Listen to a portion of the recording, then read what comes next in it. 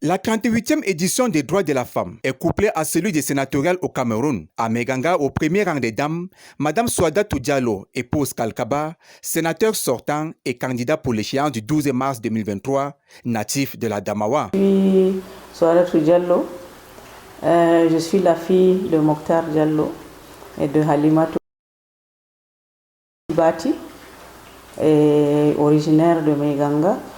Pourquoi né à Tibati? Parce que mon père était fonctionnaire, c'était le tout premier fonctionnaire qui avait remplacé les Blancs, l'aîné d'une fratrie de 10 personnes. Après ses études primaires passées à l'école groupe 1 de Djanaba, à Meganga, et à l'école des filles de Ngaoundéré, puis à Mora. C'est en 1985 qu'elle obtient son baccalauréat à Yaoundé. Donc, mon père étant un enseignant, avait jeté tout son dévolu sur l'éducation de la jeune fille qui était en ce moment presque inexistante.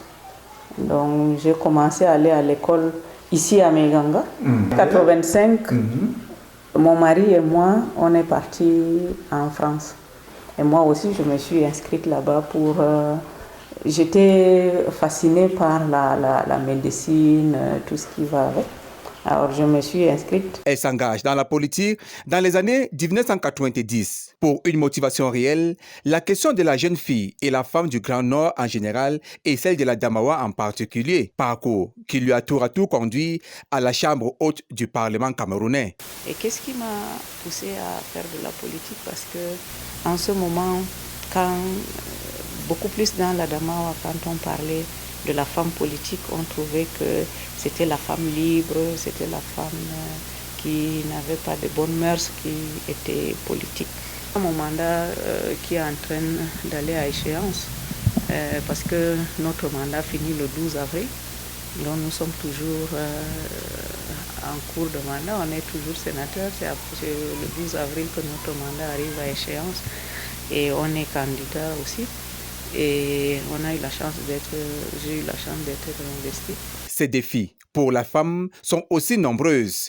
Après les cadets, c'est celle-là que j'ai encadrée en disant, celle à qui on disait, écoutez, la femme, si tu vas à l'école jusqu'au niveau du cours moyen 2, dès que tu as le CP, c'est fini, on organise une grande fête, on te remet ton CP et puis tu pars en mariage.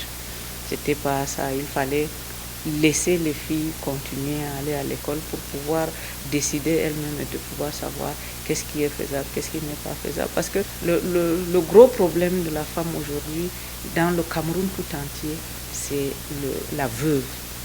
Si on n'arrive pas à résoudre ce problème-là, c'est un problème crucial qui me tient à cœur, moi, personnellement. Le problème de la veuve qui est maltraitée, qui est jetée, et surtout ici, dans la Damawa, où la femme ne travaille pas. C'est pour les encourager davantage qu'elle les offre un ustensile de cuisine, parmi lesquels une tasse, pour marquer le dynamisme de la femme et particulièrement celle de la femme du Mbéré, pour prôner l'émergence du Cameroun fixée par le chef de l'État à l'horizon 2035.